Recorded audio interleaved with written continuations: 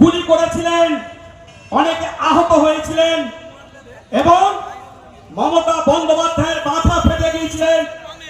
মাথাতে সাদা কাপড় বেঁধে বলেছিলেন, প্রতিজ্ঞা করেছিলেন, এই রাইটার্স বিল্ডিং ঘেরার মধ্যে এলাম, আমি যদি পশ্চিম বাংলায় পরিবর্তন আনতে না পারি তাহলে আমি আমার জীবন রাখবো না, আমি রাজনীতি ছেড়ে দেব।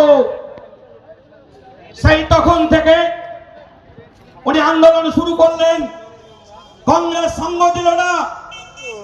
উনি जिंदाबाद मौलाना बनर्जी जिंदाबाद जिंदाबाद जिंदाबाद मौलाना बनर्जी जिंदाबाद जिंदाबाद जिंदाबाद मौलाना बनर्जी जिंदाबाद जिंदाबाद जिंदाबाद अभिषेक बनर्जी जिंदाबाद जिंदाबाद जिंदाबाद अभिषेक बनर्जी जिंदाबाद जिंदाबाद जिंदाबाद अभिषेक बनर्जी जिंदाबाद जिंदाबाद जिंदाबाद जय बांग्ला जय बांग्ला जय बांग्ला जय बांग्ला जय बांग्ला जय बांग्ला जय हिंद जय हिंद जय हिंद जय हिंद जय हिंद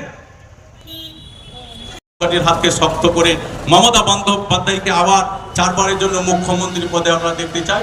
এই কথাটুকু বলে সকল নমস্কার। আজকে মুখ্যমন্ত্রী আহ্বানে আমাদের পেমাদা আছে, এখানে অঞ্চল সভাপতি থেকে কার্ড দেবে এবং ওই 21 তারিখ যাওয়ার চেষ্টা করবেন না, তার 21 তারিখ অর্থাৎ তার আগের দিন 20 তারিখ সকাল থেকে সারাদিন ট্রেন আছে, সেখানে গিয়ে আমাদের বীরভূম জেলার লোক সেখানে যাবে, সেখানে ক্যাম্প থাকবে, সেই ক্যাম্পে গিয়ে আমাদের সেখানে থাকা খাওয়া দাওয়ার সমস্ত কিছু ব্যবস্থা আছে। সেখানে গিয়ে আমরা তারপরে ওখানে স্নান টান করে আমরা রাজপথে গিয়ে সেখানে আমরা ধর্মতলায় গিয়ে উপস্থিত হব।